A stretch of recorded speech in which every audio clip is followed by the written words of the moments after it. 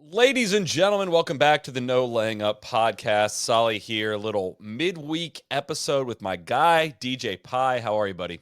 I'm doing great. I'm feeling joyous this evening. I had a good chance. Every now and again, you get a case that just fills you with joy and reminds you why you got into this business. And my case today is going to be presenting the case for Scottie Scheffler and why we should be over the moon about his season this year. I finally had some time to dive in and crunch the numbers, and what I came back with, I think, is gonna be an infectious happiness for the people out there because we're witnessing some history right now, Solly. Gosh, I love hearing that. And in a shocking twist, me as the data guy, you're going to be the data guy, and I am going to be defending Xander Schauffele. Just We're vibes. we're going to court. We're doing eye tests mostly on a lot of this stuff, but we are going to court today.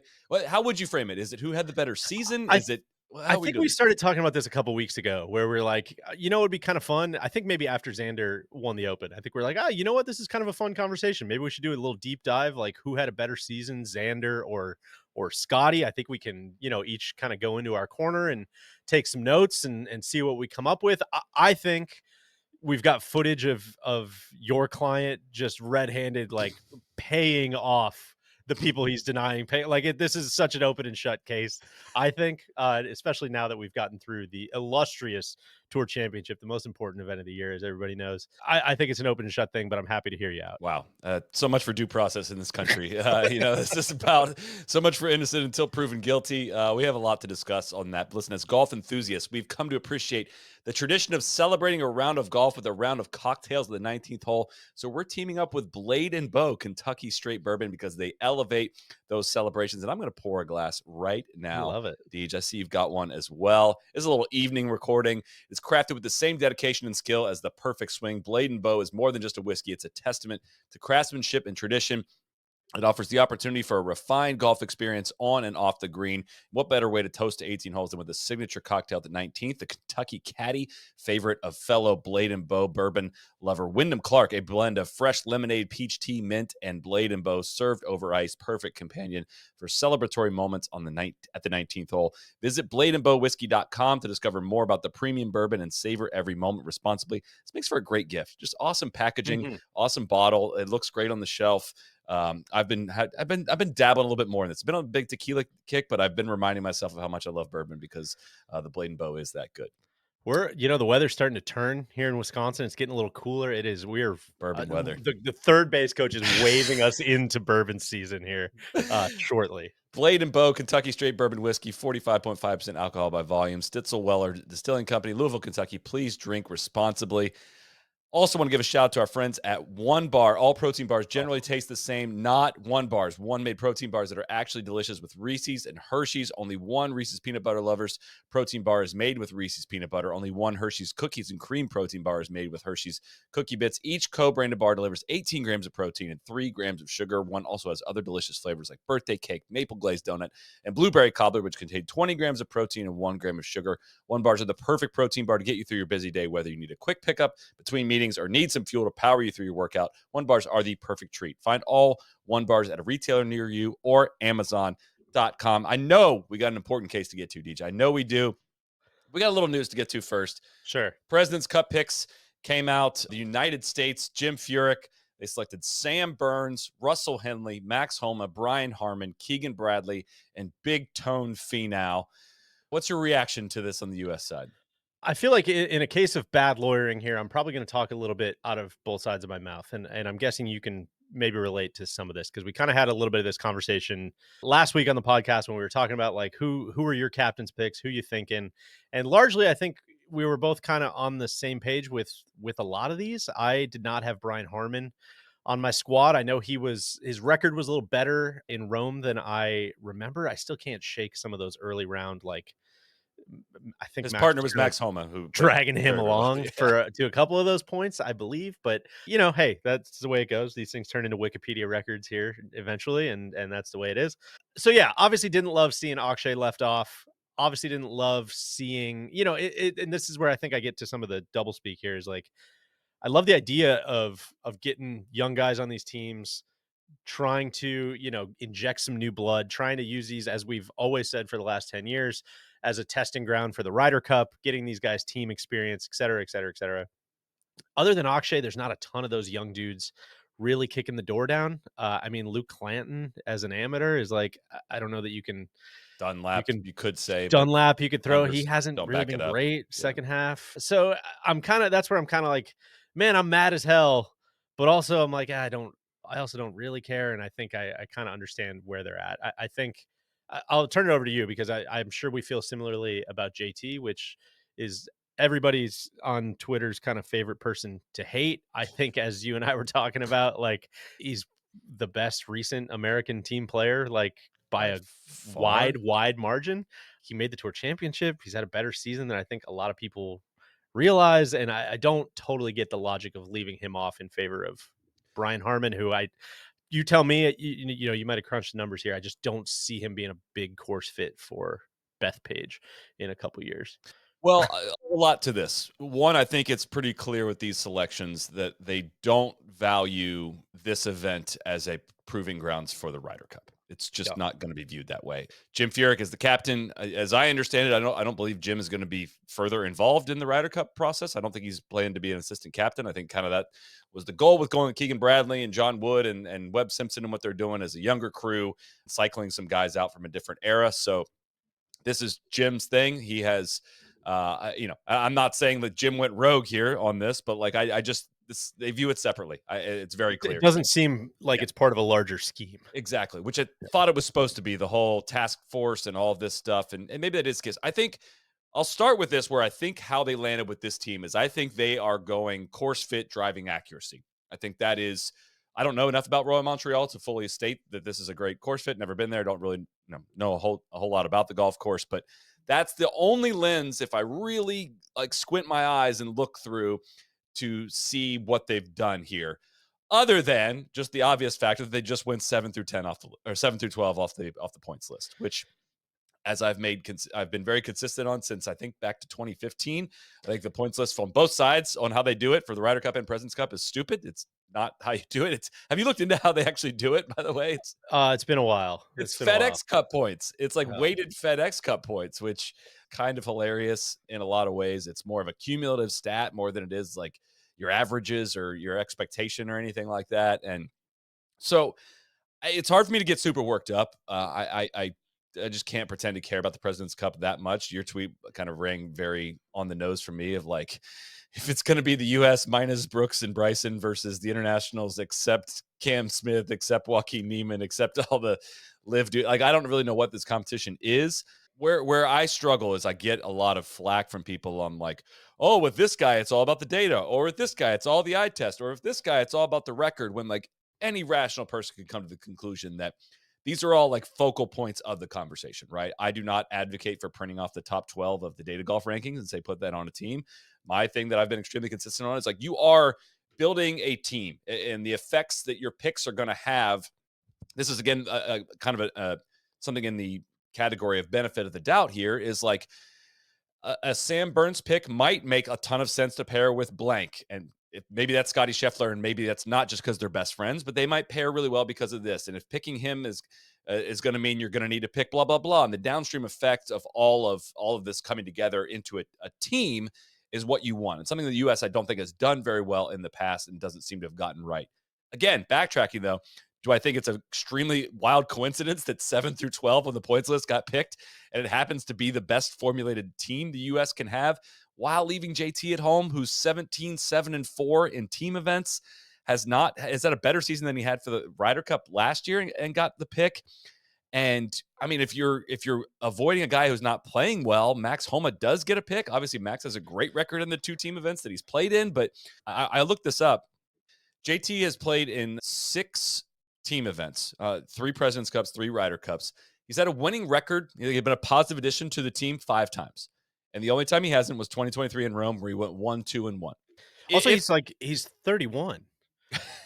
It's not like I feel like people are talking about JT like he's like 44, and it's like, well, he's not part of the picture for the future. It's like, no, I think like isn't this who kind of like is? that? Yeah, right. That's what I'm saying. It's like, what? Who are we?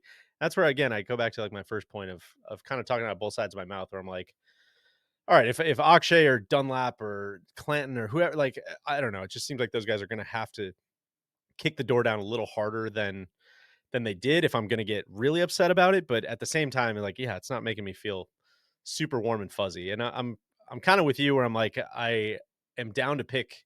I mean, obvious homerism here, that's fine, but, like, I'm down to pick Max based on the fact that, like, he's been the dude at not only the Ryder Cup, but the last 2 team events, the President's Cup as well. Like, he thrives on these. We've talked in the past about, Adam Scott redeveloping his form at the when he got a captain's pick at the President's Cup at Harding Park, or, guys that get a little vote of confidence and they find something at these team events. Like, I think he could be in that same vein, but I also understand why people are upset about it. I mean, I guess this is I don't know. I feel so fucking cynical about all this stuff, and I promise I'm not meaning to. It's not the goal of any of this. And I love Jim Furyk as a dude, as a player, as a just I love his whole deal. But as far as like team events go, it's like, man, if I cared more about this event, I would have realized he was the captain 8 months ago and probably been upset then. It's like, Sure. what are we doing, man? Like, did anybody watch Paris? Did anybody watch like the teams he was involved in? Like, I love Jim, love Jim Furyk, but like, He's had his shot, I yeah, I don't think. think that's it, man. I don't think that's what we're building towards. And so to get that plus kind of a bleh set of captains picks plus no vision plus no connectivity to the Ryder Cup is where I'm kind of like, all right, man, I might be good on this one. It's dude, this event is teetering as an entertainment product. And like, say what you want about JT. You do not have to like him. Your eyes go towards the screen when Yeah. he's playing in a team event because he does some dumb shit. He pisses people off. He does some funny shit. He does some he's an entertainer in this thing. Like Russell Henley, great pick, like makes a ton of sense. Not the biggest entertainer out there. Brian Harmon, not the biggest entertainer out there. And so like again, like no matter how hard you try to explain it, it does fall apart at some point. Like I'm down for going down the board and taking a guy like Max, who's like, Yeah. you're picking the dude. Like, can he show up and play match play golf and be one of the best players? Absolutely. But if you're going driving accuracy, Max has had his worst driving year of his Yeah. career, kind of in his modern, obviously post 2017 era, and that argument falls apart pretty quickly. So it's just a peculiar set of decisions, really. And I really do think it's like straight old school. Like, no, I just went down the points. Like, if you finished outside the top 12, you've not made a good enough case to be on this team, and I'd rather not make the decision. But I don't know if that's being generous or if that's being, unfair to say that, but it's just Yeah. hard to dig. I mean, if you dig into numbers, JT versus Keegan, it's ugly. The Keegan one I have the biggest problem with. I mean, not unlike last year. I mean, Keegan's been way worse than he was last year. Yeah. Does winning the BMW get you on the team? I know it got into the top 12 of points, but I, I've never understood that. Like, oh, that person won this event. Now that means he's going to be Gotta great have in the him. next team event. Have to Yeah. have him. Like, he didn't beat JT at the Tour Championship the next week. Yeah. Like 1-1 the last 2 weeks, and the Tour Championship is more recent. This is a Yeah. match play event. It's not a stroke. Well, why? I just don't know if I follow. It's the old school logic, right? It's like the old school way of thinking of it, and that's where I guess my problem lies with it. But does it matter? Probably not. Like, I know. And on the international side, it's like I feel similarly kind of bleh about those. I mean, I think a lot of it was pretty much down the points list, but skipping over a couple of the Canadian dudes who have had kind of so-so seasons. So it's I don't know, at least it feels like they have a bit of a process kind of building over there, they chose Corey Connors, Minwoo Lee, Christian Bezadenhout, Taylor Pendrith, Siwoo Kim, and Mackenzie Hughes. So leaving behind, I thought they were going to take Cam Davis was with one, and I thought they were Which going I to take don't Adam Hadwin. understand. I Yeah, I don't know. They must have had some reasoning there. Maybe it is a course driving fit. Yeah. accuracy, kind of thing, but I don't know. God, Cam Davis is so good. I don't understand that, but Only thing I've heard is they're going to go potentially full European style Le Golf National with the golf course setup yeah, was a maybe. hint I heard. That is not coming from the international side. That was coming from the American side, but that was Yeah. maybe. And yeah, I don't know. It just kind of sucks to have, as a proud American, it kind of sucks to have the outlook of this event be like, oh, well, it'd be kind of cool if the internationals like won one. Maybe like these picks are so meh and there is no process and like, yeah, maybe they'll pick one off. That would be the most entertaining, outcome by a mile. So I don't know, man. It all kind of filters. This is wildly unfair to the President's Cup, and there's a lot of people who work very, very hard to make that event what it is, and it means a lot to the players who are there. I get all of that, but it's hard not to view all of this kind of through the lens of the Ryder Cup, just from where I think both of us are coming from. And from that perspective, I'm like, all right, this kind of seems like the same lost, disconnected, grasping at straws American team that we've seen for the last 20 years. Which, and again, if I'm squinting to see the optimism here, it's like this process was put in place prior to Rome, right? This is Yeah. so before the reboot, before the Keegan plan or all of that, like the Jim Furyk plan is happening and going, and so it's kind of late in the game to switch that, or impossible to switch that, Yeah. right? So the most optimistic thing is like, no matter what, this is kind of running this one out, and then starting 2025, Bethpage is going to be a new vibe, new process, all that stuff. So. Yeah. We'll see. I don't know. I'm still gonna watch. I'll be keen to, but man, it just seems like that for an event really struggling to generate some buzz. You just if one bad Ryder Cup eliminates you, like a 1-2-1 Ryder Cup anchored by Spieth, who had just had a baby, his wife just had a baby, and played awful. Like, sure, the 1-2-1 record does not look good on JT, but like pretty tough to do when your partner's literally out in his pocket on most of the 4-ball holes. Like, what is Keegan went 1-2 in the last like Ryder Cup that he played in 10 years ago. Why does that not like what if one bad event gets you like kicked I out of know, this thing? man. It just doesn't really seem to I don't be yeah, and connecting. I don't get like, I honestly would have a lot of, I don't know about respect, but almost like I would understand it more if they were like, "Hey, Keegan, like, is selling out for the Ryder Cup. He's gonna go all in on the captaincy, and he wants one more ride as a player because he thinks he can learn about, things from a preparation standpoint or something." Like, Could buy maybe that. I could buy that and see that, but it seems like, again, if that's the way he's going, like, God, it seems like just being like the most souped up assistant captain ever would be kind of where my head would go, but maybe that's selfish of me as a golf fan. Yeah. I mean, over the last 12 months, JT has been the fifth best American in strokes gained Yeah, and gets left at home. It's, it and doesn't. 17-7 and 4 in team events, and even better Yeah, in President's Cup. So um, I don't get it. it's tough. Anyways, without any further delay, let's get to what we're here for. I'm going to turn it over to you. You're going to go first. You are the prosecution here. Xander's on the stand. That's just how we're structuring it. Don't ask me to explain it, but that's how it's going to work. And you're gonna waterboard me, I think, with a whole lot of info and make your case. Go ahead. So, as any good prosecutor would do, I'm going to try to keep you on your back foot, obviously, because I think you think I have a game plan here that I'm going to just attack Xander, and that's not really what's going to happen. And let me explain why. Scottie Scheffler is not responsible for the division in the game of golf. He is not responsible for these gaudy increases in purses and purse sizes, but those things are on offer currently in the world of professional golf.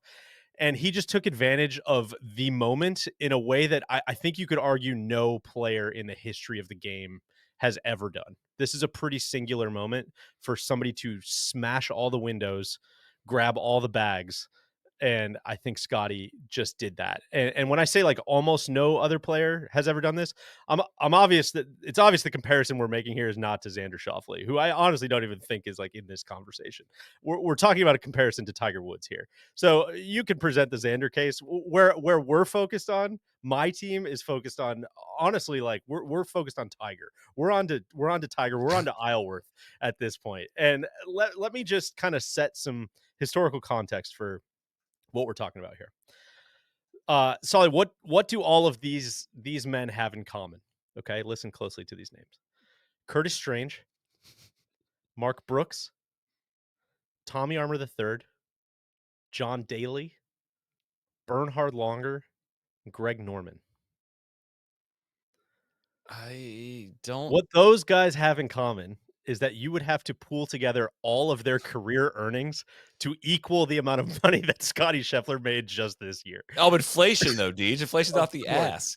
ass. They played, I think it was, I gotta look at it. I think like 3,200 combined tour events as a sixth there. And that's how much money Scottie Scheffler made this year. $62.2 million. That breaks down to 29.2 in on-course earnings, which we're going to talk about later. $25 million in FedEx Cup bonus money for winning, again, the illustrious Tour Championship, and $8 million for winning something called the Comcast Business Tour Top 10. Say what you want about Jay Monahan. say what you want about whether TC these just comes parachuting yeah. in. Say what you want about whether these purse increases are sustainable or whether they're even a good idea at all. But the main gripe, I think, as golf kind of started to fracture and split apart was that golf superstars were not getting paid in the same way and at the same scale and the same proportions as the stars of other sports, right? And so none of this is guaranteed money. I understand it's different. I understand we're looking at like average, salaries and kind of contracts that are broken out on like yearly averages. But like the $62 million is like almost Otani money. That's like the greatest baseball player that maybe has ever lived. Steph Uh, Curry, that's what he got for the he would final be year of his career. tied for the highest paid player in the NBA, with Jason Tatum and Steph Curry. He would be the highest paid player in the NFL by more than $11 million. We're talking about a sport that like nobody even watches, and like that's what happened I this was year. gonna say, like, oh, in the NFL, they only play 17 games. How many Yeah, starts did Scotty have this year? 19? 20, including 20? the Olympics. Yeah, And counting playoff games, Patrick Mahomes plays like 20 games a year. yes. So I know what you're probably thinking. No cut events, huge purse increases. Does this Oh, number even mean anything? Surely everyone on the PJ Tour is breaking all kinds of earning records, which I think is partially true. But I think where it gets really fun is when you start to look at this in relation to what his peers did this year. And Solid, we're going to use a hit stat that me. I Hit know me with you it. love. Percent of money won. Percent of Potential money won. Percentage of potential money won. For those that are not familiar with this stat, this basically shows how much money is on offer to you specifically. So if Scotty played 19 official PJ Tour events, if he had won every single one of them, he could have potentially won up to $57.2 million. And the reason I think this stat is so fun is because purses are very, very top heavy, right? What is it? 38% or something of the purse goes to the winner. Uh, 18%. what is it? 18% usually. Oh, okay. Yeah. Well, still, the point stands. Of total Uh, purse, right? So if it's a of 20, Yeah, yeah, yeah. that's true. Okay. So I think my crux here is like the job of pro golf is to win money, right? It's not to finish T8 every week, even though that helps in kind of deciding like, oh, that guy's, he's pretty close to that guy, blah, blah, blah. Like they still pay a lot for T8, as I'm sure we're going to hear in the Xander case. But I think this stat just reflects like how often do you actually get the job done? How much are you smashing the windows and grabbing the bags? Okay. So every player's Just do a please. frequently asked question on this because I tweeted this out and there were a lot of questions on it. Like in theory, like the purse size is not going to matter here, right? Right. Like It's all relative it's all relative. to Like you specifically. in the adjustments, like so. The only thing to So note here, I was wrong. It is 20% for these signature events go to the winner, 18% for a normal PGA Tour event. So that's really okay. kind of the only difference in like, yeah, if you play the elevated signature events, all that stuff, it is it's 2% higher payment to win it. But basically, like You're also playing against the best players in the world. correct. It's a little bit harder to earn that, right? So it's kind of inflation adjusted. Like you don't need to worry about inflation. The oversized purses, you don't have to, a lot of people are like, oh, compared to Tiger, like, all half the good players left for Live. I was like, no, like 4 of the top 25 players in the world went to Live, whatever. And Tiger also had the European tour back in his day, all of that to explain. Like, just this is pretty much one of the best ways to look at like how consistent and how dominant you were. Very happy to hear you say that because I got a lot that relies on this stat. And if you had dismantled that, that would have been really tough for my case. So, again, every player has a different number here, right? But they all should be relative to each other. The average tour player this year, the average person in this stat won 5.3% of the money available to them, right? Scotty won 51% of the money that was available to him, Not counting the tour championship. not counting bonuses. We're just talking on course. This is pre-winning the tour championship. Yes, that's what it looks like to win. That's what it looks like to get the job done. I'm sure I do not need to tell you that's 20% higher than Xander was in this stat. That's significant. This stat is only available on the tour's website going back to 1987. So it's not like it's like super complicated, but I wasn't going to be able to find all the other stuff. So this doesn't count, Hogan and Byron Sure. Nelson's crazy season and Jack Nicklaus and whatever. But since 1987, since this stat started being kept, when the tour leader of this stat is not named Scottie Scheffler or Tiger Woods, they average right about 30% of potential money won. So usually, like, quote unquote, the best player every year is usually right around 30%. So I will throw you a bone here. Even with Scottie hoovering up as much cash, even with him taking all that money out of the economy, Xander was still there at like 29.6. So like Xander had a fucking great year Like, if I without looked at this, Rom never got above 30%, I don't think, in any of correct. his seasons. Correct. Like Rory's best was like 36 or 37% or something I that I think saw. that's right. I have it Okay. pulled up. I can find it. In that span, there are 2 people with enough starts. So there's like sometimes you have like David Lynn who like finished high in the PGA championship and that was his only event he played, you know. So you have like You gotta have a minimum in there, yeah. weird ones like that. So like with the DJ Pi adjusted minimum, there are only 2 people that have ever clocked in north of 40%. That is, of course, Tiger Woods and Scottie Scheffler. Technically, you could throw Bryson in there this year if you want. He played 4 events and he won, like, he was at 48% of the events that he played. Like Yeah, that's massive, and those were that's only great. But I majors. think you So gotta throw out, and I'm gonna ask you to throw out 2008 for Tiger. It was comical. It was like 78% or something, but he only that's played like 6 exactly of what it them. was. Was It it? was Okay, I it was just looked at this, 78%. so I'm what happy to throw hesitancy. that out. I was Okay. gonna say Tiger's the GOAT of this stat and many other stats, and I think please don't clip this, okay? But I think a lot of people like to assume like, "Oh my god, Tiger had 25 years that were better than anything Scotty even fucking sniffed this year," and that is not true. That's not the case. And People so had an issue when I tweeted this that I said Tiger only had 3 seasons better than Scotty had just had. When I said or only, if you throw out 2008. throw out 2008, yeah. So Yeah, I said only had 3 like full seasons that were better than Scotty's year this year. People got mad that I said only. It's like, no, I Tiger's the GOAT, but like out of 20-year career, 25-year career, only 3 of those specific that's years were what I'm better than saying. this one from It's Scotty. Like, it's holy shit. crazy, Yeah. man. It's crazy. So to run down those 4, you could throw out 2008 if you want. Worth mentioning, he won 78% of the money that was available to him. 2000, maybe the greatest year ever, he won 63%. 2006, he won 58%. 2007, he won 54%. So what does that mean? That means that in this specific stat, this stretch that everybody holds up as like the pantheon, 1999 to 2005, Scotty beat him every year except for 2000, which I think is fascinating, man. Again, that's like Yeah. they're not playing against each other. Like I get it. We're comparing eras and it's kind of clunky, but I think that's worth mentioning and like illustrative of how fucking dominant he was this year. And also worth mentioning that now, like this version of the PGA Tour, yeah, they've lost some of the best players to live, but now the best players are all playing together more often than they were in Right. Tiger's era. Like Totally. it was not necessarily all of the top 20 Him players on the starting his PGA Tour. year at Yeah, Farmers where a bunch of other guys aren't playing or, exactly. exactly. Which side am I on here? I keep forgetting I was gonna the say this is gonna be great. We can both just argue the same side. All right, so a couple of like actual golf things, like to get away from money a little bit and how he did them. So a lot of these are kind of the basics. You probably know these. 20 starts, including the Olympics, 8 wins, including the Olympics, and the Dumb Tour Championship. You count that if you want. I don't care.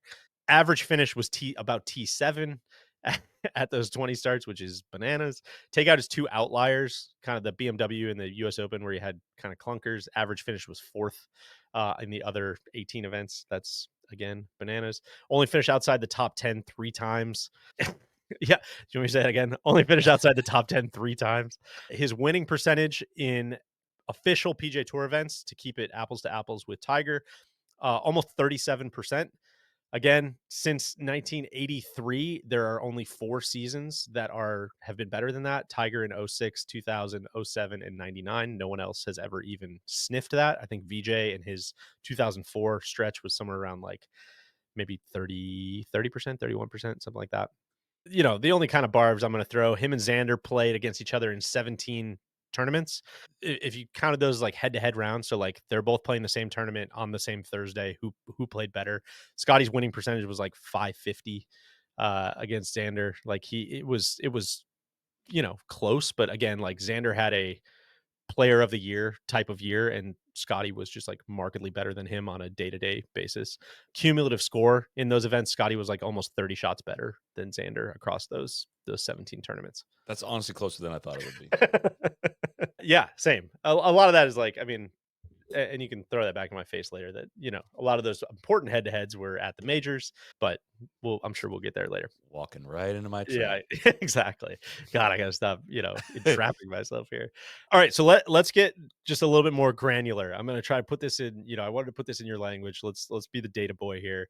The PJ Tour tracks 130 stats on their website. I threw out there's one like scrambling from the fringe or something that gets like wonky. So I threw that out. I hope that's okay. I hope that doesn't Sure. ruin my data set. I'll say up front, probably not the best way to do this because some of these are like very messy and kind of stupid. It's things like longest putt, longest drive, whatever. But there's also like approaches from 150 to 175 from the fairway, 150 to 175 from Sure. the rough, putts per round in round 1, putts per round in round 2. So like it's very, very, very granular stuff that you could either say is like very noisy or it's like a very comprehensive look at the whole season. So 130 stats. Scottie led 26 of them, which is insane considering there's probably 250 people in each one of those stats, something like that. He was the solo leader in 26 of them. He was a top 20 player in more than half of them, 68 of them specifically. And usually there's a bunch of like, again, like weird outliers where you fall like way down the board if you don't have like the long, some like bomb longest putt or longest drive, or you only Sure. had one putt from a certain range or whatever. There's like an easy way to fall down the board on a lot of these stuff. But he was a top 125 player in 124 of the 130 stats. Like that's truly dominant stuff. So what I wanted to do was compare this year to last year because he was player of the year last year, amazing season, 2 wins, 17 top 10s in 23 starts, 33% of potential money won. So like again, very, very dominant year last year, right? And couldn't putt. So let's go back to those 130 stats. From last year, he got better or stayed the same in 92 of them. 92 of 130, he improved or stayed the same. And a lot of those like Was stay the player of the same year. was because he was already leading those and he just like was leading them again. So he improved in 92 of 130 of them from his player of the year campaign last year. This year, he improved his rank again over the player of the year. He improved his rank in 9 of those by over 100 places. So, like, putting from 10 to 15 feet, he went from 174th to 37th. So, like, what does that mean? It means from that 10 to 15 foot range, he made 9% more putts. That's So many. massive, That's man. so many. Think about how many birdies and pars he's going to have from 10 to 15 feet. Like that's so many putts. Putting out, what do they say is a 50-50 putt on the PJ Tour, 8 feet, right? He made 13% more 8-footers this year. And then it's just a bunch of random stuff too. I mean, like sand saves were up 13%. Strokes gained putting, he went from 162nd to like 69th. Nice improvement. He was 56.5% from 8 feet. So 6.5% better than There you go. that's a So lot. that's what I was gonna say. There's a specific verbiage in here about him being an above average putter, and that's like very much rooted in fact and stats. That's not the eye test that's sinking in there from the haters and losers who are gonna want to say so. One thing I thought was interesting is club head speed was down like pretty significantly this year. I think he lost like 8 yards in his driving distance, Hmm. but he became a top 20 player on the tour in driving accuracy. That's not fair. It's not fair, truly. Like nobody is matching up, you know, how to drive it long and straight better than him, other than maybe Ludwig, who does not hit his irons even close to what Scottie does. So if we go back even farther, we go to the 2021 version of Scottie, who still really, really good player. He top 10 in 3 of the 4 majors in 2021. He made the tour championship. If we go back to our beloved potential money earned, he was similar to like what Aaron Rye was this year, just like a, good player there every year, makes a ton of cuts, very, very solid. Anybody would be happy with that for the most part. Since that version of Scottie, this version of Scottie is 1.7 shots better every day. From inside 100 yards, he now hits it 5 feet closer than that version of himself. 5 feet. From 100 yards to 125 yards, he now hits it almost 7 feet closer than that version of himself. He gets up and down almost 10% more of the time. In 2021, he made bogey 15% of the time. That's now under 10. Oh my And, God. and he did all of that while becoming an above average putter. Like it's not fair, man. He completely like we'll get to it. You want to hear the Tiger comparisons? Do I? Okay, so there's only one like really really great Tiger year that like works with ShotLink. I feel like, because I think ShotLink came in like 2008 and got like started to get like pretty decent as far as strokes gained and a lot of the measuring stuff. So what I'm measuring him against here is 2009 Tiger It should and be his 4. It's 2004 is when ShotLink entered the fray. I was a volunteer entering stuff manually at the there Memorial Tournament. So, there was some reason I did not pick those. I would have, maybe it was like number of rounds or something. anyways, continue. I Sorry don't to know. derail you, but That's okay. So I used 2009 as a fairly comparable year. Again, like winning percentage, I think was 2009 he won 6 times in 17 starts. Tiger did. okay. So there you go. Fairly comparable kind of That's set. worldwide. I don't know if that's all PGA Tour. Just glancing at that, but go ahead. So in those 130 categories, Scottie was better in 54. Tiger was better in 58. They were tied in 18. That's like kind of a toss up. I know all of these are not created equal and whatever. Here's the stats they both led. Strokes gained total. Tiger was about a half shot better. So he was like more dominant on the field, which is crazy considering everything we've just laid out the last 15 minutes.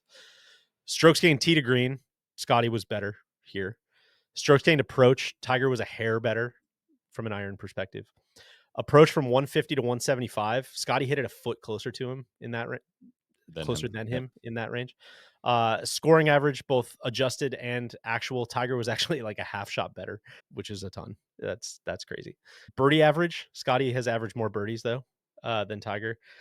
Birdie or better percentage, Scottie was way higher here. Round one scoring average, Scottie was more than a shot better in round one. Par four scoring average, par five scoring average, Scottie's better at both of those, and official money, of course.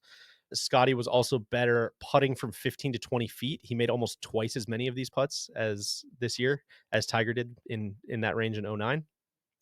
This is one of the, like they mentioned it on the broadcast a ton, bounce back stat. So are you making a birdie after in the hole after you make a bogey? Tiger did that 18% of the time. Scottie did that 32% of the time. 32? 32% of the time. After he made, so he's only making bogey, what did I say, 9.8% of the time? 32% of the time he's erasing it immediately. A third of the time that bogey just like doesn't exist. It's So crazy. really it's making his bogey rate like 6%. Right. Greens in regulation percentage. I know that's not everybody's favorite stat, but Tiger hit 68%, Scottie hit 73%. Distance from the edge of the fairway. Are you familiar with this one? Yeah, I like this one. I like this one too. So what does this mean? This means like when you miss a fairway, how far are you missing the fairway Go by? way right. Go Yeah. way right. Scottie's almost 10 feet closer. So he like, Well, that's I do that intentionally. I mean, the better misses. Usually, a lot of these courses is wide. I will say driver technology from 2009 to 2024. Sure. Maybe you can throw that one out if you want. That's fine. Scottie three putted less, and Scottie's final round scoring average was a lot better. Biggest difference on the Tiger side is just putting inside 10 feet. Tiger was number one. Scottie was number 133 or 130. I'm sorry. So that's, significant. A couple more just to kind of bring it home here. I mentioned the distance from the edge of the fairway stat. And again, I know I'm throwing a lot of stats at you, but here they're meant to kind of tell a story here. And again, like I said, this is when you miss a fairway, how much are you missing the fairway by? As recently as 2022, Scottie was outside the top 100 on this stat. Like he was swinging hard and missing fairways by a lot. This year he led the tour in that stat. So the tour average is like 28 feet. When you're missing a fairway, you're missing it by like 28 feet. Scottie's missing it by 18 feet. So he's 10 feet better than tour average in that. So again, what that means is like he's figured out 6 this combo. yards. Like 18 feet is 6 yards. It's nothing. Right. And it's nuts, man. And so I mean, it's obvious, but like what this means, like he's figured out this optimized combo of how hard do I need to hit it, how straight do I need to hit it, as well as anyone on earth, again, except maybe Ludwig. And he's hitting his irons better than anyone on earth as well. And so to drill into those approaches from 150 to 175, probably going to have a lot of those on tour, I would imagine. Leads that category. On average, he hits it about 5 feet closer than the average tour player from that distance, which is, think about standing over a 5-foot putt, like tack that onto, on average, every single putt from that range. Approaches from 100 to 125. Another one, where your birdie's coming from, probably there, right? Tour average 20 feet 6 inches. Scotty's average 14 feet 9 inches. Uh, so On since average, he's giving on himself average, less than 15 footer for birdie. Yeah. yes. So since ShotLink started in 2003, again, I got to go back to that Tiger stuff. I don't know why there was some weird thing with not being able to pull numbers from those years, but since ShotLink started in 03, there's one golfer ever that has had a better season from that distance, 100 to 125. You can try to guess if you want who it is. There's no way you're going to guess who this is. Zach Johnson. Close. Similar type of player. Tim Clark. Okay. Yeah. Uh, Close. Tim, I mean, they kind of remind me of each other. Sure. Tim Clark in 2009 beat him by like 5 inches or something like that. Jesus. And Tim Clark was 150th in driving distance that year. So it's not like he was nuking the ball the way Scottie was. So I don't know, man. I mean, that's kind of my case is like he's just improved so dramatically over past versions of himself. And he's improved in pretty much every area. He's figured out how to drive the ball, the perfect combo of long and straight. He's figured out how to make a strength, his iron play, even better. And he's turned himself into an above average putter. And like, again, I know we kind of said a lot of that stuff all year, but when you really dig into the data of like, yeah, no, he hits it 7 feet closer from there. He hits it 5 feet closer from there, 4 feet closer from there. It just like starts to stack up and become wildly inevitable and just kind of overwhelming. Well, like this is obvious here, but no one else can do that. Like that's it's not exciting. It's not especially exciting, a lot of the stuff that you went through, but like literally no one else in the world can do that stuff. Right. Right. I know.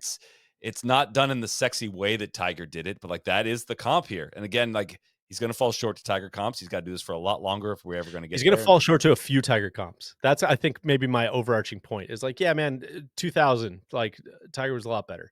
You know, like 2006, 2007, Tiger won more. Tiger beat the field by more. Like it was more dominant. But there are quite a few years in there where it's like, no, he's doing like what Tiger did on some of those, B level years, and that is where I guess that's kind of my closing argument is like when we got through the Masters this year and we start talking Grand Slam and we start talking like this is the first X since Tiger, the first Y since Tiger, like that's where that's coming from. And I truly more than ever I'm like, dude, we're not off base on that. This is totally legitimate. Can I ask you this? Do you think there's a chance?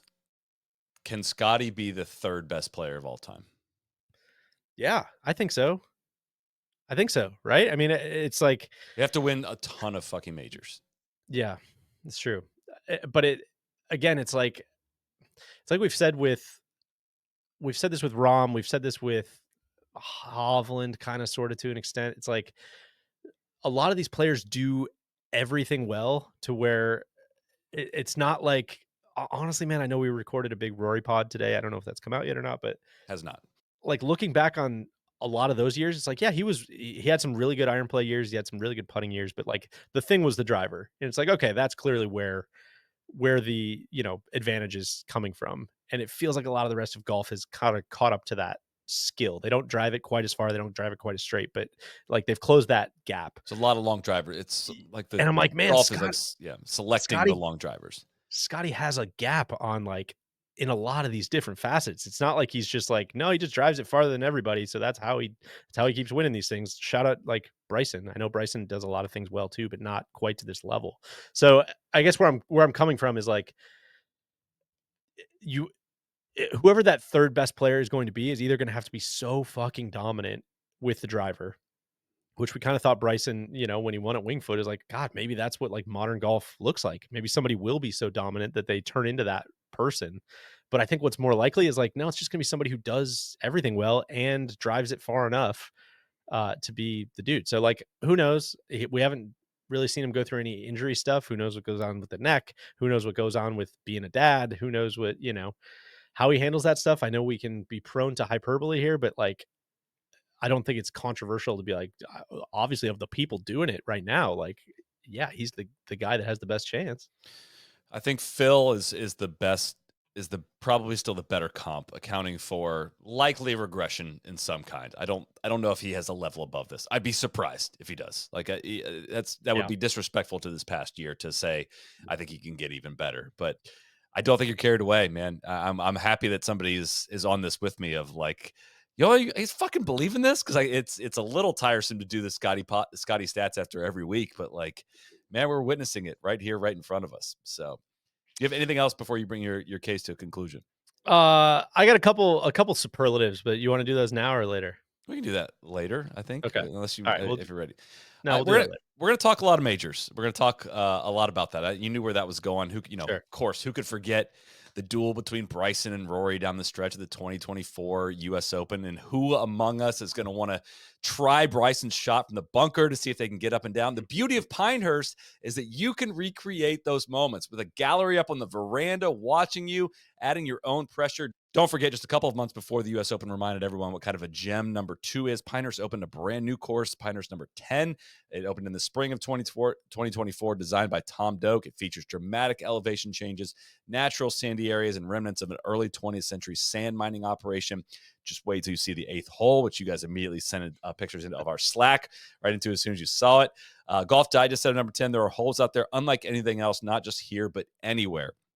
Pinehurst, of course, continues to invest in present and the future, making it better and better every year. Renovations at the Carolina are now complete, offering fresh and inspired takes on its guest rooms and lobby. Pinehurst even debuted another new restaurant, the Carolina Vista Lounge, an expanded cocktail bar with a contemporary menu unlike any other at Pinehurst, offering guests a stylish and satisfying respite befitting its setting in the historic Carolina Hotel.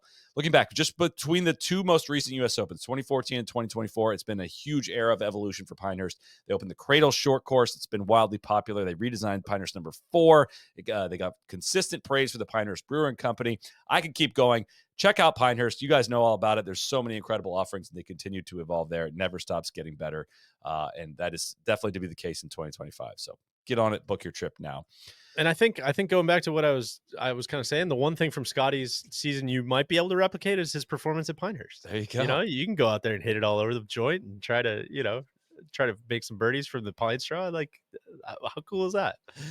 DJ, all right. I played ball. You threw a lot at us there in your half. I'm going to do things a little differently on my end. But first, I need some participation from you. Sure. Obviously, my client is on trial, but I'm going to put you on the stand as a witness. Okay. So Okay. I'm just going to begin this. I'm going to ask, do you swear to tell the truth, the whole truth, and nothing but the truth? So help you God. Nothing would make me happier. Okay.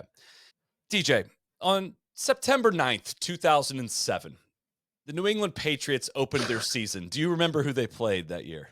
I don't recall. Okay. They played the Jets. They won 38-14. Okay. A week later, they returned home to Gillette Stadium for another game. Do you remember who they played in that game? I don't recall. They played the Chargers. They won 38-14 again, shockingly. Same Okay. score, back-to-back weeks. Do you remember what play? We could go week by week if you want, but do you remember what played out for the remainder of that regular season for the Patriots in 2007? Did they go undefeated? They won every game. That is Yeah. correct. So they go 16-0. They get a bye to the divisional game. Do you remember who they played in the divisional game? No, I don't recall. They play the Jacksonville Jaguars. They beat Oh, them really? 31-20. I'm going to assume you also don't remember. They advanced to the AFC Championship. You don't remember who they played there. I don't. Okay, they beat the Chargers 21-12. But Of course. 17 years later, Mr. Pyhowski, if I asked you to remind me what happened in Super Bowl 42, I'll bet you can tell me. And remember, you are under oath. What happened in that Super Bowl? I remember that they lost. I'm not a huge football fan. Who did they lose to? The Giants? They Something like lost to that? the Giants Okay. 17-14. David Tyree? That is coming up here in a few questions. Okay. So the Giants win the Super Bowl. The Giants got rings for winning that, didn't they? Sure, they did. They got a Super Bowl parade. They did. David Tyree, obviously you remember that name. Of course, who could forget? The Patriots won every game that season, but did not win the game that mattered the most. Would you agree with that statement? Agree. It's all about the big dance. The 2015-2016 Golden State Warriors. Do you remember what they were known for? Could that possibly be the team that lost the 3-0 lead? They were a team that lost the 3-1 lead, but they won 3-1 lead, sorry. 73-9 that Oh, of year. It was course. the most wins, of course, in NBA history. Did they get a parade that year? I don't believe they did. So you are telling me then, with your testimony, that after the greatest regular season in the history of the NBA, maybe the greatest team ever assembled, that the fans did not pour into the streets and celebrate with that team at the end of that season? That's what I'm telling you. I think Okay. that's exactly what happened. That's interesting. Do you remember what happened to the 2015 Carolina Panthers, what they were known for? Did they go winless? They went 15-1 actually and Oh, lost in the right. Super Okay. Bowl, and there must be a reason you don't remember Is that that. right? 1998 Vikings, a similar story. I Two do remember that one, actually. Gary Anderson. 2001 Seattle Mariners, do you remember what they're known Dude. for? Well, they're all juicing, though, They won 116 games and lost to the Yankees in the ALCS. Now, I'm allegedly. gonna ask you this question, Mr. Pyhowski. Consider you somewhat of a sports fan. Some of your testimony is going up against this, but who would you consider to be a greater NFL quarterback, Tom Brady or Peyton Manning? Oh my gosh. Well, because of the rings, I have to say Tom Brady. That's interesting. Would you say that that's a widely held belief I would shared also amongst? say Scotty has the same number of majors as Xander, if We're that's where you're talking going. 2024 though. That's not what we're talking about here. Okay, So, okay, okay. would you say it's a widely held belief among sports fans that I that think he's Brady? commonly Yeah. referred to as the GOAT. Yeah, Okay. I've I seen a think lot of that's emojis, things and, of that nature. by goat you mean greatest of all time, just I for do, the yeah. jury. Okay. So, is it also fair to say that it's a widely held sports belief that the postseason is more important than the regular season? I would, and I would add for the jury's benefit that, my client won the postseason and came out on top. So, when it comes to golf, is it fair to say that it is different than a lot of other major American sports and that the most important events are not played at the end of the season? Is that a fair statement? I don't think it would be for me to decide that. I think you'd have to talk to, a larger fan base, I think. I think I would point to the PGA Tour, one of the governing bodies of the sport, who I believe Okay. calls the Tour Championship their Super Bowl. Okay. Right. But would you say amongst a lot of Like people to that call follow the Tyler the game, Creator to the stand. we we could spend as much time on this as you'd like. And you know what? I was going to do this a little bit later, but I do have Exhibit A that I'm going to ask. I'm going to share here on the screen. This is the cover page because I didn't want you to see this ahead of time. But just if you could please read a few of these quotes, you can stop whenever you'd like here. They're the quotes from Tiger Woods, Jack Nicklaus, Rory McIlroy, Phil Mickelson, Brooks Koepka, and Jordan Spieth. But Sure. you can start at the top if you don't mind. This is number one, Tiger Woods. The majors are what it's all about. That's where you want to shine. That's where you are measured by at the end of your career. Jack Nicklaus. I've always said that my career is judged by how I perform in the major championships. Winning majors is what it's all about. Number three, Rory McIlroy. The majors are the pinnacle of the sport. You can win all the regular tour events you want, but the majors are what define your career. You might want to update that one. Number four, Phil Mickelson. Winning a major is different. It's a dream come true.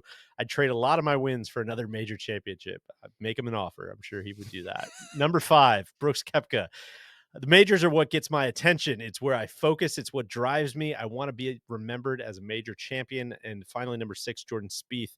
Majors are what we're judged on. It is what we practice for. It's what we play for. And that's where you want to peak. I can't believe you left off the Padraig Harrington quote from the initial FedEx Cup promos that said, when your career's over, people are going to judge you by how many FedEx Cups you won. You remember that? I literally did chat GBT for those to sum up the greatest major champions views of that's what it gave me. That was really I fact checked those too. Those were real quotes. That I didn't know chat GPT had evolved into that. So anyways, so just a few more questions as it relates to this. Are we ready to concede the point that the largest events in golf are the major championships and they do not happen at the end of the season? Is that fair I to think say? for the sake of argument, yeah, I Thank think you. we could do that. Do you remember who won the most PGA Tour events in 1998? Marco Mira. That is incorrect. The answer there was David Duval. Do you remember who won the most major championships in 1998? Marco Mira. That is correct. That's Okay. interesting that 26 years later that you have such a fond memory of who won the major championship in that week. So just going back again a little bit here. In the year 2000, big year in golf. Obviously, Augusta hosts the first major, but then we go to Bethpage, then we go to Muirfield, Hazeltine. Tiger Woods won a lot, 5 times to be Mm. exact. How many of those wins can you name? Well, of course, he won at Kapalua in a duel with Ernie Els. In 2002, that is incorrect. Oh, 2002? Yes, I thought you said I 2000. said Oh, 2002. sorry. Yep. You know what? That's gonna be a tough one. I can remember the Masters, Solly, and I can remember winning at Bethpage. So you remember the 2 majors in that. He also Yeah. won Bay Hill, he won the Buick Open, he won the WGC American Express. Is Was it that the fair one to in say, Ireland? I don't know if that year was in Ireland, but he did win. I think it was actually. But is it fair to say that it's easier to remember his major championship wins than his PGA Tour wins? I think that's fair to say, yeah. Okay. So if I gave you $1 million, all right, to try to for every one you get right, for every answer you get of Tiger Woods wins, and as soon as you missed one, you're done, you're out. You got to name the year and the tournament. If you get one wrong, you lose. Could you get to 15 PGA Tour events before naming 15 major wins? Oh, man. What a good question. I think I could probably get close, You would but risk the $15 million because you could name all no, 15 of these I think I majors. would probably take the I would Okay. probably take the sure thing. Now, why would you say that is? Why would you say that is about these majors versus the regular PGA Tour events? I would go back to what your esteemed panel of major champions and the biggest stars in the game said. That's what fans care about. That's where legacies are defined. That's interesting. Okay. I'm going to read you. It sounds like we've already made the case, but I'm going to keep going because I put a lot of work into this. But I'm going to read you a list of players. I want you to tell me what these players have in common: Tiger Woods, Jack Nicklaus, Tom Watson, Gary Player, Phil Mickelson, Rory McIlroy, Jordan Spieth, Ernie Els, Nick Faldo, Greg Norman, Seve Ballesteros, Arnold Palmer, Peter Thompson, Bobby Locke, Ben Hogan, Sam Snead, Gene Sarazen, Bobby Jones, Walter Hagen, Lee Trevino, and Xander Schauffele. Do you know what all those players have in common? Man, everybody except Xander, I think you could combine all of their career earnings and it'd be less than Scotty's as well. But I think they're all major champions. They've all So won if you're the scratching Open Championship. that, okay, That's what I was going for there. specifically, Is Scottie Scheffler's name on that list? it's not yet. One of the oldest trophies in sports. Names etched on them for eternity. Some names etched larger than others. The Claret Jug, champion golfer of the year. Xander Schauffele's name is on that trophy and Scotty's is not. Is that correct? That's correct. How many times have they played it? I wonder. 152 No, no, times. no. The two players. How many times has Xander played it versus how many times has Scotty played it? I'm the one asking the questions here. You're on trial. So would you agree that that championship is more prestigious than a championship named after a multinational conglomerate holding company focused on transportation, e-commerce, and business services in Memphis, Tennessee that begins with a staggered start format? That one specifically, yes, I would rather win the Open, probably. Do you like data, Mr. Piowski? Sure. Who doesn't? Do you trust the folks over at Data Golf to calculate what tournaments are the hardest tournaments to win? There's no one I would trust more. If I told you the hardest tournaments to win this year would have been the US Open, Open Championship, and PGA Championship, would that sound accurate to you? That would sound accurate. Did your client win any of these tournaments? No, he did not. To be fair, he was in the slammer for one of those. Do you recognize that Xander Schauffele won not one, but two of those tournaments?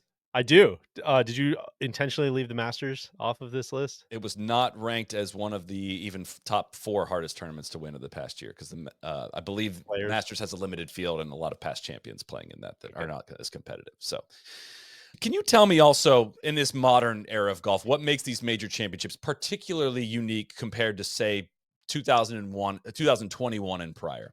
I would say, due to the fractured nature of the world of golf, the major championships are the only places where we see all the world's best players playing under the same tournament.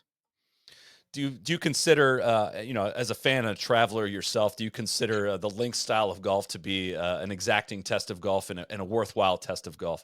Worthwhile, certainly. I'd say there's a good bit of randomness associated with regards to playing conditions, weather, things of that nature. And you got to have there's a lot of outside forces that kind of negate talent, but yeah, I would say it's certainly worthwhile. Interesting. Interesting. Would you call it proper? I would say it's proper, definitely. Okay. Yeah. Thank you. I could do the whole charade if you'd like. Again, I could list the names on the PGA Championship as well. Kind of an afterthought in this, one of the strongest fields in golf that also happened this year. I think you kind of get where I'm getting at, Mr. Piehowski, in terms of Can I ask you one real quick? Sure. Would you rather win the PGA or the Masters twice? we're talking about 2024, so you can't win it twice in 1 year unless it's 2020 Okay. or yeah.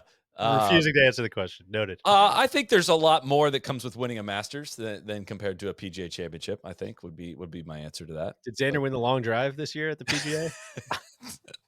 Bubba ruined that. I don't think they get to do that anymore. You get a money clip? Just a couple wrap up questions here. Of Scotty's 8 wins this year, how many of those came in full field 156 man events? That's a great question. Gosh, did any of them? I'm gonna say 0. You are correct. That was 0. And how many of Xander's victories came in 156 man events? I would say 2. That is correct. Both majors. Both of his major championships were full field major championship. Lots of victories. plumbers and firemen, club pros, And- qualifiers of guys. Some weird qualifiers with 17 guys in them. I don't think you want me to fall down. I don't think you want me to read off the stats of these fields. I'm just going to wrap this. But I think you understand where my line of questioning is headed, Mr. Piehowski. I'm just going to wrap it with this. Did you, not yourself, say that majors are the only thing that matters? I did say that on multiple occasions. Ladies and gentlemen of the jury, I do rest my case. Xander Schauffele is your 2024 Player of the Year. Thank you so much for your time. That was compelling, Solly. I love it. I think you really turned over every stone there. I didn't want to go full data route. It is just the more I got into it, I was like, I'll do Xander for the fun of it. And like the more I got in, I was like, what are we doing here? Like seriously, like the What PGA was it? Tour stuff. What's the stuff that impresses you most data wise about Sander? So I don't have as much, as you do, but Xander posted a career high of strokes gained of 2.21 in 2023, and he raised that to 2.72 in this past year. Like That's bananas. 2.2 is insane. Like it's really freaking good, and he was already a wildly good golfer, but he kind of looked like he was like plateauing, and I just didn't know that he had this extra gear in him. And to gain a half shot off 2.2, you become the number one player in the world almost every other year than this one. I mean, Yeah. truly. I mean, Rom like did like the 2.7 thing for like a little period of time in 2023. That was, I think, to start the year. But he did not sustain it all the way through the year. And like Xander's like the year this year was better than Rom's last year. But Rom's last year was really freaking good.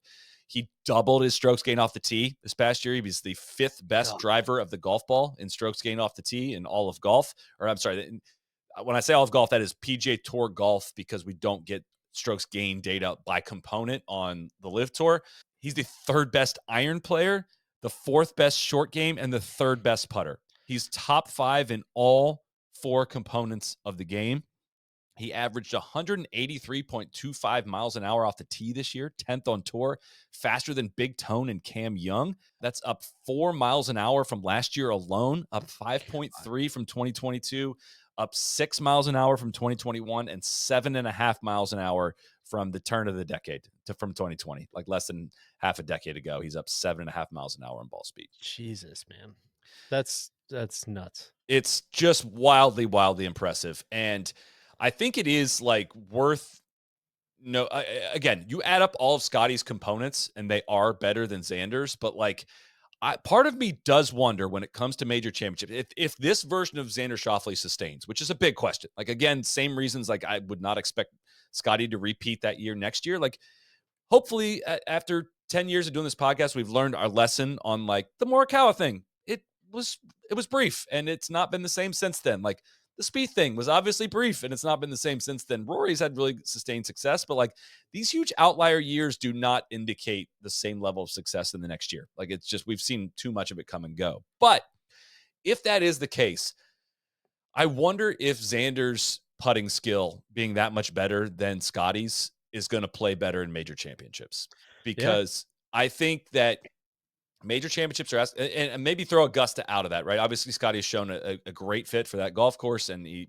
that fits, checks a lot of the different boxes for him, all of that. But like when you put a full man field out there, it's just a bigger chance that somebody's going to get hotter with the putter.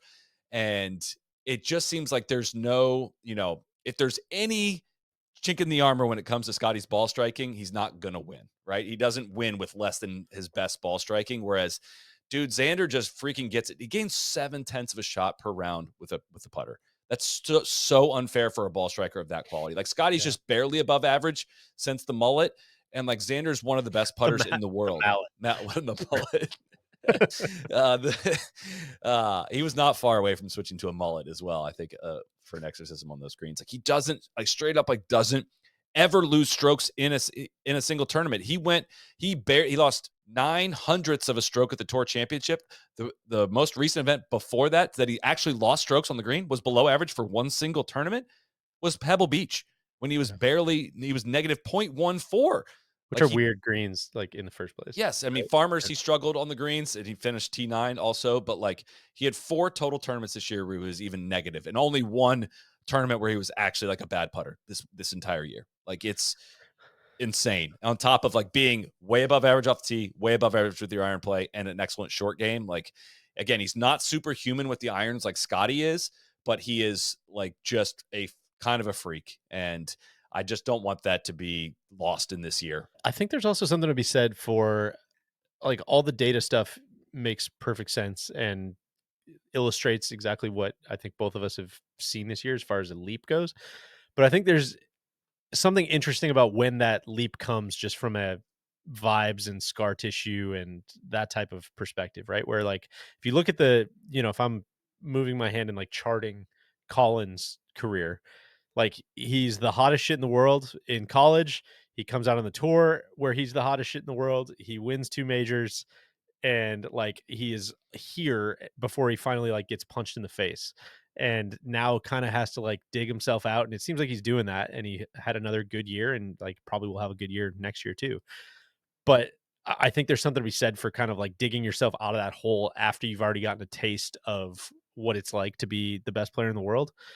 I think Xander's a little different, man, where it's like he's kind of gotten punched in the face in some very public spots Hmm. over and over and over on the way up. And you could kind of see it just at the Open, right? Where it's like the weight being off from winning at Valhalla and coming down the back nine of that golf tournament, like he just looked lighter than he ever has. He looked like he is, like, okay, I'm this dude now. Like I'm okay to I've made my way through the door. It took a really long time. But I'm here and like I'm much more comfortable than I used to be. And I think that's a very again, I know that's not quantifiable, but it's very interesting. And I think you could say the same thing about like Rory, right? Where we were kind of talking about that on I mentioned that other Rory pod that'll be coming out, but like winning multiple majors by 8 and then struggling is a lot different than like struggling and breaking through. Yeah.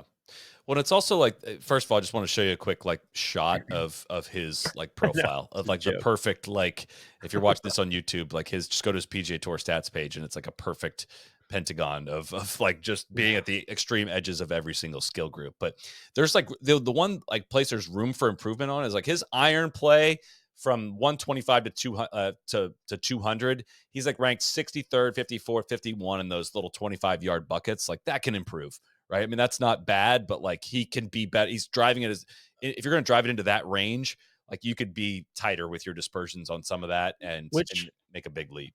which I would love to talk to him or Chris Como or whoever about it, but like maybe for the last year and a half, like they've just been focusing on nothing but gaining speed with the driver and turning that into like a full blown weapon. Like that's what you talk to players who have played with Xander for 5+ years, and they're like, yeah, no, he like used to be long.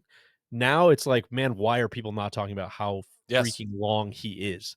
And that's where it's like maybe they, I know it's not that easy. You don't solve something and then it's just solved forever, but like they can maybe turn the spotlight on that in the off season, and like maybe I wouldn't be surprised if that does improve next year. he's That still iron one play of the you're top talking about, 5 iron players. Like it's not, right?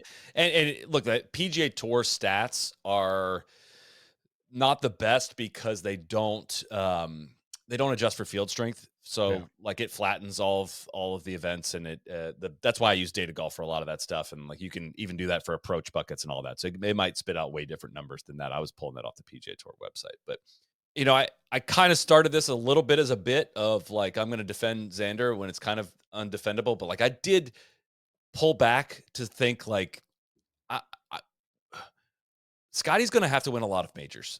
He yeah, really is going to have to win a lot of it, or else this is all not going to get appreciated. And I don't mean to say PJ Tour events don't matter. Like what he did this year was just so wildly impressive. Like everybody out there, still the best players in the world, like 20 of the 25 best players in the world, playing on the course at the same time, all trying to do the same thing. And he's the only one that don't repeat. That doesn't mean nothing, right? But like 3 years from now, even you're going to struggle to list off the events he won yeah, specifically this year. Like that's what we think of PGA Tour events. And we're not going to forget that Xander won 2 majors this year. And it's the biggest thing. It really is the biggest thing. And in the moment of the year, you can convince yourself, like, plus gold medal, plus tour championship. Like, yeah, that was a better year. But like, no, man, we're going to remember how many majors Xander won this year. And we've said all along, like, that this is what matters. And I honestly, I think I truly do believe that. Scotty played better golf for the totality of the year. That's not arguable, but unless you really are valuing money in this, I don't know if Scotty's given up the 62 million, right. compared to whatever the 20 million that Xander won. I don't think he's given up 40 million for an extra major, but maybe he would. I don't know. It's definitely an interesting conversation. It is. It is. I agree, and that's where in a way it's like I don't know. It kind of just makes for the perfect like what do you care about and why do you watch golf, which is kind of the point of the convo, I Which guess. again, consistent with how we've talked about this, is like that convo changed in 2022. Like it Yeah, did. It did, and to the point where it's like the majors are going to be bigger. Majors are just going to be bigger. And look, he also got the players gold medal and tour championship. Like adds up to greater than just, normal tour win, I think. But still, it's like, I don't And know. I also don't wanna lose sight of the fact, like, Scottie did win the Masters as well. For sure. It's not like s But he already and won one of the those. players Kind of old news. which will probably be in a major eventually anyways, and It's will old news. retroactively get turned into, to a major victory. That's old news, though.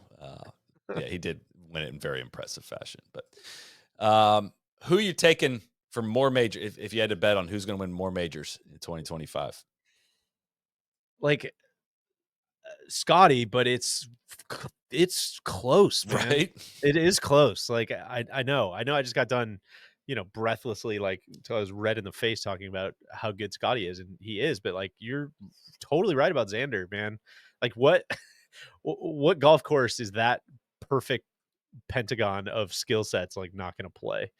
It's like, man, he fits everywhere and he shows up every time. And when the lights are brightest, like he doesn't you have said this a million times, and I totally agree that everybody lumps Cantlay and Xander together when they talk about majors and when they talk about like, these guys come up short and these guys don't have it, whatever. Like their major records could not be more different. And now obviously that's been laid incredibly bare. But even before that, it was like, man, Xander, I don't know. It's kind of the old suspending all the big tone bits and whatever, but like you got to play so well to be labeled a choker, right? Like, to actually like get on the big enough stage to, finish fourth and be a massive disappointment is like, man, that's a lot different than Cantlay's T47, T39, T71, miscut, whatever kind of disappearing act. So it's yeah, Xander's been doing it for a long time. So as much as my gut is Scotty,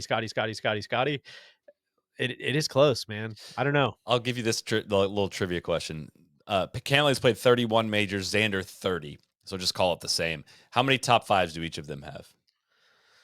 I think just Cantlay get his first this year He got at the his US Open? second this year at the U.S. Okay. Open. Yeah. And Xander has probably had, what'd you say, 30, 30, 31? 30 career major starts. Yeah. 10? Eight 8? top fives, Yeah. 15 top tens Crazy. in majors. God, 15. Yeah. God, that's nuts. He's only missed 3 cuts in majors, and one was in 2017 when he was a rookie.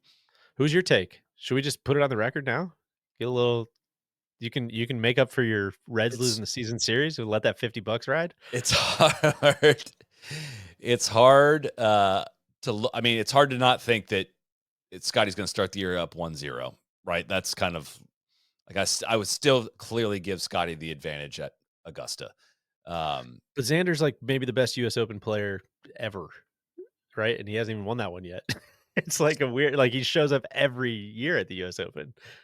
I yeah, don't he's know. gone T5, T6, T3, 5th, T7, T14, T10, T7 in his all of his US That's opening. a joke. That's so good. Oakmont, I feel like would be Yeah. Like freaking who great combo for him.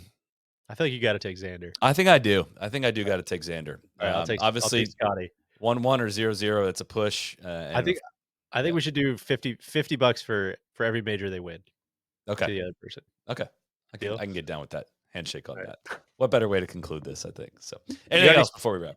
you got any superlatives you wanna get to? Go ahead. I don't have much. Oh, okay. I kind of did them when we were talking about this. I did it wrong. I have a bunch of like PGA Tour superlatives for the year, but we'll have to save those for end of the year. So, Okay. Well, I just had 2 very, very, very quick yeah, ones, and I just I have best shot of the year for Xander, but go ahead. these are just some wildly unnecessary drive-bys. These people did nothing wrong Oh, you're at all, okay. and they just are gonna get drive-bys here. Going back to Scotty here, of course. $62.2 million in earnings this year. That passes Jason Day's career. Again, obviously that doesn't include Jason Day's bonuses, but every time Jason Day has gotten on a plane, rented a car, checked into a hotel, since he was what 17 when he turned pro, Scotty just passed his career earnings in 1 year. Just for the listener's sake, though, the $25 million bonus and $8 million Comcast don't count towards career earnings. Right. But I think it all counts in the same in the bank is what Yes. I'm getting at there. If you like, the on-course earnings, you just want to talk about the 29.2, that's fine. The name Andrew Novak? I'm I do. sure. Great tennis player. That's an old Andrew reference. Novak He's a peaked listener. He's a listener. Is he really? Yeah. Oh, I, Andrew I, I Novak. said I So, said that he sounds more like a tennis player than a golfer, and he was like, "I do got a sick backhand." It was a nice response. well, Andrew probably already knows this then. He made $1.53 million dollars on the PGA Tour this year, finished 80 something on the money list. Excellent year. Who's saying that, no to $1.5 million? Sure, Scotty made $1.54 million dollars per tournament. sure. So that's tough for That's Andrew. on that's straight on course too. I Just didn't on course yeah, earning. That's just because and probably in less events too. I gotta he double made check like that. 820K per round, including the bonuses. Glad you said that. Jumping on the next one here. Hayden Springer shot 59 on the PGA Really? Tour this year. He Fini really? Finished number 124 on the money list, kept his card, again, who's a rookie, like, I don't know if he's a rookie or not, I assume so. Uh, who's mad about that? Finishing Sure. 124 on the money list, that used to be a huge, huge deal. He made 826K on the PGA Tour this year. After the bonus money, Scotty made 829K for every single round that he played. So I get again, it's not apples to apples because Hayden Springer got like 150 grand for FedEx Cup bonus money. But if you're taking Hayden Springer's on course earnings this year, okay, every single day that Scotty teed it up, he made his season over and over and over and over and over. Think about Scotty made more than the presidential salary every 9 holes. So yeah, that might be the place to wrap it. Just a historic season. Really, I really two historic seasons. I Mine couldn't mine was just a little more historic. yeah, I couldn't think it all the way through, but, I was trying to come up with something to say, like, Scotty should, like he should say, "All right, if, Jay Monahan, Yasser, if you guys can work out a deal within the next, like, 2 months, I'll donate the whole 25 million. And if not, like, you guys are the fucking bad guys. You just cost a charity $25 million." I don't think that would actually move the needle, but I feel like Scotty would be the one guy. Like, I don't want the fucking money. Just get this done. Like, go get it done. Let's get all back together. And maybe he doesn't even care about that because he just seems like one like playing golf and just Yeah. making birdies. But I think that's what's so funny about this whole thing. That's kind of where I started, like, bringing the Monahan stuff into this at all, is like that was the PJ Tour selling point, right? Is like, listen, things are fractured, fans don't know what to watch, ratings are going down, we're looking for title sponsors, we're plugging holes, blah blah blah blah blah. But like, man, if you go out and play golf right now, like, you can really, really, really make some dough. And Scotty kind of seems like the dude who's like hasn't really weighed in on anything. yeah, Doesn't like, I'm sure he cares privately on what happens, but I think he's truly like, man, in the meantime, like, living's pretty good out here. I could just keep beating these guys and make careers worth of money every time that I step onto the first tee. It's wild. it's insane. So, all right, that's going to do it for a wrap of the 2024 PGA Tour season. Obviously, we'll have plenty of fall pods on all the fall events that and all kinds of stuff. But Donovan, we'll see you next on the Pie Man on the pod because you got some life changes coming in the offing here very soon from what Yeah, we we'll got. see. Hopefully soon. So Maybe we'll get another one or two in the can here could before be, we go. could be. Yeah, well, that's at least part of the plan. So, Yeah. well, I appreciate your case and you making it here tonight. We'll And throw for it the out. It's a tie. and You know, no, it's a I tie. want to hear the jury. I want to hear from the jury. We might even do a little poll on. I have a feeling you're still going to win, just because people aren't going to listen and would vote for it. But I think uh, there's enough single issue voters out there, man, who are yeah, just gonna be majors. like, "No, majors, that's it. That's it. Sorry, 2-1," Yep. which Night night. I respect as well. On that note, night night. Crack on and cheers. Cheers.